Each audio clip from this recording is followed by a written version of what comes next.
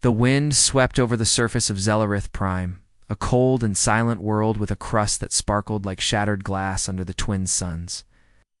Deep within the rocky wastelands, Princess Kolovai stood at the edge of a newly opened dig site, her long silver cloak fluttering behind her.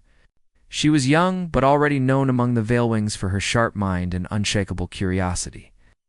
As heir to the great empire of the Veilwings, her duties often kept her inside royal walls, but this assignment was different. This was no ordinary excavation. It was an old signal buried far below, pulsing once every few cycles like a heartbeat frozen in time. The workers had drilled carefully for days, breaking through layers of crystal and dust, until finally, something unexpected was found. A large metallic pod, shaped like a coffin, hidden deep under centuries of untouched stone. Its surface was worn but intact, and strange symbols lined its sides. Kolovai stepped forward as her science officer wiped away the grime, revealing the name etched in fading letters, L.T. Jason Mercer, UEN, Pathfinder. Her heart skipped. UEN, human. She had read about them, tales of a race who burned, bright and fast, who reached for the stars long before others dared, and then vanished in flame and silence. Most thought the stories were myths, stories meant to scare hatchlings, or warn against ambition. Yet here under her feet lay proof they had been real. Her advisors whispered urgently, urging her to seal the site, to destroy the relic before it could bring dishonor or danger. But Kolovai stared through the frosted glass of the pod, and her eyes met his. His face was calm. Yet there was a tension, even in sleep, like someone still bracing for battle. She couldn't look away. The human's features were worn but strong, his hair dark, skin pale from stasis. A suit marked with an old Earth emblem across the chest. Something about him unsettled her, not fear, something else, a strange, pulling sense of respect. She ignored her advisor's protests and gave the order, "Begin revival protocol." Gus hissed as warm mist flooded the pod. Lights blinked to life, and the hum of awakening systems filled the air. The team backed away nervously, weapons half-drawn, but Kolovai stood still. Minutes passed. Then a cough, deep, painful. The man inside gasped for breath, his eyes flying open in pure, human confusion. He jerked upright, blinking at the alien figures surrounding him, chest heaving. His mouth opened, but no words came. Kolovai stepped forward quickly, her voice gentle. "Please don't panic. I promise you're not food." Jason stared at her, stunned. The words made no sense at first, but her tone was careful, kind even. His hand moved slowly, reaching toward the controls, but they had already locked. His eyes scanned the room, glowing blue walls. Long-limbed creatures with wings like folded metal, eyes that shone in shifting colors. He looked terrified. Kolovai raised a hand, motioning for calm, and continued speaking in the old Terran dialect. She had studied as a child. "You were safe. You were sleeping for a very long time. We found you." Jason finally spoke, his voice rough. Where am I?" His words were slow, unsure, like someone remembering how to speak. Kolovai answered, "Zellerith Prime. You were buried here, we believe, over 200 years. Us." Jason closed his eyes, and she could see the weight of time settle over him like a mountain. He whispered something she didn't understand and then looked at her directly. "You're not human." She nodded. "No, I am Princess Kolovai of the Veilwings." A long silence followed. The others in the chamber still stood back, unsure whether to run or bow. Jason's breathing slowed, but his eyes stayed sharp. He wasn't broken, just waking. Kolovai could see now why humans were feared in old stories. There was something behind those eyes, something stubborn and dangerous, but not evil, just unstoppable. She gave him water, strange in taste, but clean, and helped him from the pod. He stood weakly, his muscles trembling from disuse, but he refused to fall. Even in weakness, he fought to stand tall. The room watched in silence as the ancient relic of a lost species took his first step into a world that had forgotten him. Outside, winds howled over the empty rocks, unaware that history had just changed. Far above, ships drifted in orbit, their scanners now focused on one single heartbeat. Kalavai didn't know what would happen next. She didn't know if her people would call her a traitor or a savior. But deep in her heart, she felt something new: hope, perhaps, or maybe fear. One thing was certain: humanity had not been erased. It had simply been waiting. The royal ship hung silently in orbit above the cracked, glittering surface of Zellerith Prime, its smooth hull reflecting the distant stars like a mirror holding secrets from long ago. Inside, the air was cool but tense, filled with the faint hum of engines and the quiet footsteps of attendants moving cautiously through the narrow corridors. Jason Mercer lay on a medical cot, pale and thin, his breathing shallow and uneven. He was alive, but barely. The cryopod that had preserved him for centuries had begun to fail long before the Veilwings found him, and the precious nutrients meant to keep his body functioning had long since vanished. Now, without proper food, his muscles were wasting, and his mind drifted in foggy confusion. Kalavi, standing close by with a worried look she rarely showed, paced the room restlessly. She had watched him struggle through the first days after awakening, seen the frustration in his eyes when he tried to eat the bioengineered rations meant for her people, rations that were toxic to humans. The protein sludge they offered was thick and tasteless, barely more than recycled algae, and Jason grimaced each time, unable to swallow much. His body fought against starvation while the ship's systems worked overtime to keep him alive.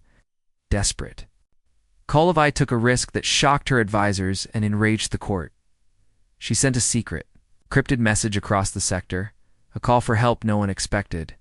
Does anyone have pre-extinction human nutrient data, requesting any information on human-compatible sustenance? The message passed through hidden channels, coded to avoid interception by rivals who might see Jason as a threat. Yet even with the best technology, the answers were scarce. Humanity's records had been erased or lost long ago, scattered fragments in forgotten databanks buried beneath alien worlds. Frustration gnawed at the princess, but she refused to give up. She authorized the use of restricted archives deep core, databases filled with secrets and knowledge only her people's elite were allowed to access. Some called it illegal. Others whispered she was risking her reputation, even her life. But when questioned by council members, Kalavai's answer was firm and unwavering. He is my responsibility now. He lived. He deserves to eat. The crew who cared for Jason worked tirelessly, synthesizing minerals and proteins from the ship's stores, creating crude but slowly effective substitutes. Day by day, Jason's strength returned, measured in tiny victories: a steady heartbeat, a flicker of color returning to his cheeks, the faint twinkle of recognition in his eyes. As he recovered, he began to speak, telling stories in broken sentences that grew clearer with time. He spoke of Earth, a world, lush and blue, filled with oceans and mountains, crowded cities and quiet forests. He told of wars fought in the stars, battles of fire and courage where humanity pushed itself beyond limits, tales of exploration and sacrifice, of families lost and dreams kept alive in the dark void. The Veilwing crew listened, spellbound. These were not myths or ancient legends, but the memories of a man who had lived through it all. One guard, usually stern and silent, whispered to his companion, "They burned brighter than they had any right to." It was a phrase that spread quietly through the ship. A new way to see humans, not as extinct relics or threats, but as a species who had fought against oblivion with every breath. For Kalavai, the experience was profound. She had studied humans from afar, learning their history in dusty texts and faded records. But now, standing beside Jason as he struggled to stand and speak, she felt a connection that no book could teach. Humans were not just stories or puzzles. They were people, flawed, stubborn, and alive. She found herself fascinated by him, watching how he fought despair and hunger with the same fierce determination she saw in her own people's legends. As days turned to weeks, Kalavai's concern deepened. She realized Jason's recovery was not just about food or medicine. It was about hope. In a galaxy where species rose and fell like stars burning out, humanity's survival was a beacon. But that hope carried danger too. Whispers from rival factions hinted at fear and suspicion. What if the existence of a living human upset the fragile balance of power? What if old enemies awakened? I'll see if I kept these worries close, hidden. Beneath her calm exterior, for now, her focus remained on Jason and bringing back the man who had been lost to time and giving him a chance to remember who he was. She vowed silently that no matter what dangers lay ahead, she would protect him. She would make sure he ate, lived, and breathed again, because in doing so, she was not only saving one life, she was rekindling a forgotten flame that might one day light the way for all. The news of Jason Mercer's survival spread through the Veilwing Empire like wildfire, stirring whispers in every corridor of the great floating city of Lumestra, suspended above endless oceans that shimmered under the silver moonlight. The city was a marvel of technology and tradition, home to the ruling elite and the power brokers who shaped the future of their species. Yet beneath its glittering surface, tension simmered as alien scholars arrived from distant worlds, eager to study the living proof that humans thought to be nothing more than myth had endured. Political factions within the Empire took sides. Some saw Jason as a threat to their carefully crafted history, one that painted humans as extinct, violent, and dangerous, a story meant to justify the Veilwings' rise to dominance. Others, more curious and hopeful, whispered that perhaps humanity's story was not over. The Empress herself, a woman of sharp intellect and icy resolve, was furious when the news reached her. To her, Jason's existence was a challenge, a crack-in, the foundation of her reign. She summoned Calavi, demanding she end the disgrace quickly. But the princess stood firm. She had seen Jason not as a relic, but as a living soul with memories and courage. With quiet determination, Calavi brought Jason to the heart of Lumestra, the great conclave chamber known as the Throne of Bones, named for the ancient remains of fallen ancestors that adorned its walls. Here, representatives from across the galaxy gathered, their faces a mix of skepticism and fascination as the human stepped forward. Though his body remained thin and weak, his voice rang clear and steady. He spoke not with bitterness, but with a deep, painful truth. You buried my people in memory, but we reached farther than anyone. We didn't die because we lost, we died because we were alone. His words echoed through the hall, stirring unease and grudging respect alike. The silence that followed was thick, but it was broken by whispered debates and nervous glances. Jason's presence challenged not only the facts, but the very stories that had been told to keep fear alive. Outside the chamber, tension grew. Hidden in the shadows, enemies of this new truth prepared to strike. One night, an explosion rocked the palace, a sudden attack aimed at silencing Jason and those who supported him. The blast threw Calavi to the ground, but before chaos could fully take hold, Jason, though still weak, moved with surprising speed and strength. He shielded her with his own body, guiding her away from falling debris and the flames that threatened to consume the throne room. His actions stunned everyone. Here was a man centuries old, barely recovered from death, risking everything to protect an alien princess. The attempt on their lives sent shockwaves through the Empire, but it also revealed a truth. Jason was not a passive relic. He was alive, aware, and willing to fight for his place in this new world. In the quiet days that followed, the Empress herself requested a private meeting with Jason. The air between them was charged with a mixture of suspicion and curiosity. She spoke first, her voice cold, but tinged with something almost like awe. We erased you because you terrified us. You burned your home, yet built stars from ashes. Jason met her gaze steadily, the fire of his people shining through tired eyes. We burned because we hungered for more. Not destruction, just no limits. The Empress studied him silently, weighing the truth in his words. Though wary, she recognized a strength and spirit she could neither deny nor destroy. After long hours of debate within her council, she allowed Jason to remain a strict watch, but alive and free enough to begin healing the wounds between past and present. The Throne of Bones had witnessed a turning point. A human was no longer just a ghost from history, but a living symbol of survival and change. And in the vastness of space, where stories often ended in silence, a new chapter was beginning. Under the cold light of a distant star, the derelict human terraforming ship drifted silently in orbit around a dead, lifeless moon, its once mighty hull scarred and broken from centuries of neglect. HFY moved cautiously through the ship's narrow corridors, the echo of her footsteps mingling with the faint hum of ancient machinery struggling to come alive again. Jason followed closely behind, his steps slower but more confident than before. This ship, recently discovered by Veilwing scouts, was a relic from humanity's final frontier, a symbol of both their hope and their fall. Inside, walls were lined with flickering holographic displays, half-broken consoles, and data. Logs that whispered stories lost to time. Jason's gaze fixed on a small, shaky holoprojection of Earth spinning slowly in the dim light. The vibrant blue oceans and green lands seemed almost like a dream, a memory so distant it brought tears to his eyes. The weight of loss, of everything humanity had fought for and ultimately lost, crashed over him in waves. He sank to the cold floor, unable to hold back the grief and regret that had been buried deep inside for so long. Kolove sat silently beside him, not speaking but sharing the burden of the moment. Finally, she broke the silence with quiet words that carried more hope than comfort. "You're not the last. Not anymore." Her presence was steady, a reminder that even in the darkest times, there was still light. But the fragile peace shattered.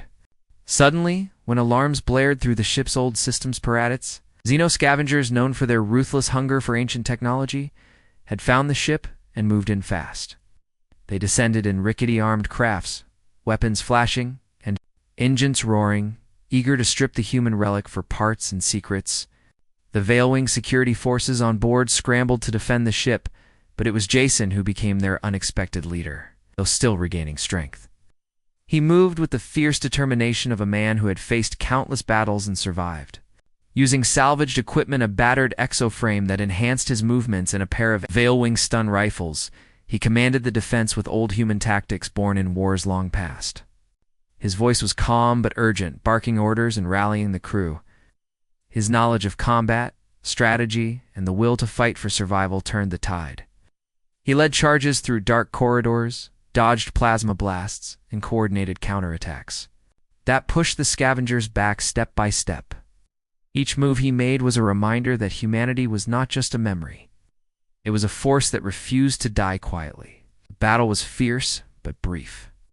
When the last of the scavengers fled into the shadows of space, whispers followed them. The humans are back. The ship's silence returned, but it now held a new promise. Jason stood tall, battered but unbroken, as Kolove looked on with respect and newfound belief. Together, they had faced the ghosts of the past and the dangers of the present hand. Survived. The memory of fire had not died out, was rekindled, burning brighter than ever before. In the vast, neutral space, where the galactic conclave gathered, to place sacred to hundreds of species from countless star systems, Jason Mercer stood beside Princess Kolove on the polished stage, illuminated by the soft glow of distant suns. The great hall was filled with beings of every shape and color, some with many eyes, others with shimmering wings or scales that reflected the light in strange ways. They had come to witness something unprecedented, a human alive and standing proud after centuries of being thought extinct. Jason's voice, clear and steady, despite his long journey from the past, carried through the hall as he formally addressed the assembly. He petitioned the galaxy to recognize humanity not as a forgotten myth, a violent relic lost to time, but as survivors, resilient, scattered, and still very much alive. The weight of history hung heavily in the air, but Jason's words sparked a flicker of hope and curiosity among the crowd. To prove his people's survival, he activated a beacon recovered from the ancient human terraforming ship, a device designed to send a signal across the stars, a call to any humans who still lived beyond known space. As the beacon hummed to life, hundreds of responses began streaming in cryopods preserved in secret. Hidden colonies on distant planets, deep space arcs drifting silently through the void, humanity was not gone. It was scattered, waiting to be found and ready to rise again. The hall's atmosphere shifted as species who had once feared humans began to reconsider. Some were filled with cautious joy, cheering softly, moved by the revelation that a lost race might be returning. Others remained wary, eyes narrowed, unsure what this rebirth might mean for their own futures. But Jason's message was clear, and unyielding as he turned to face the crowd, his voice rising with strength and conviction. "We are not your monsters or your mirror. You buried us in fear. Now we rise for hope." Beside him, Kolove held her head high, proud and unafraid. She spoke quietly but with firm resolve. "I dug him up to save him. But he's the one who reminded us what living means." Together, they stood as symbols of a new beginning, not just for humans, but for all who believed that survival was more than just existing. It was about rising above fear and rewriting history with courage. The stars outside the conclave shone, a little brighter that day, as if the galaxy itself was watching, waiting for the dawn of a future where myths became reality and hope became a shared destiny.